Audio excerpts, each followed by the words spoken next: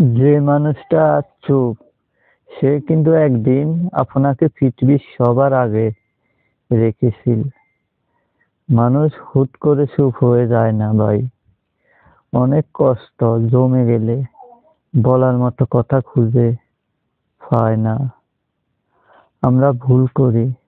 যে মানুষটা সত্যি সত্যি আমাদের নিয়ে ভাবে, যে ছোট ছোট বিষয়েও আমাদের জন্য চিন্তা করে, তার কথায় আমরা গুরুত্ব দিই না।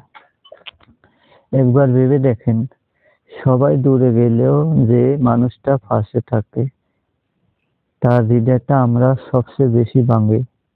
জীবনের সবচেয়ে বড় অপরাধ হলো যে মানুষটা আপনার মন থেকে আপনাকে চেয়েছে তার চোখে পানি আনানো, কারো চোখে পানি আনানো, এনে ফেলা, কোনো সফলতা খুঁজে পাবেন না।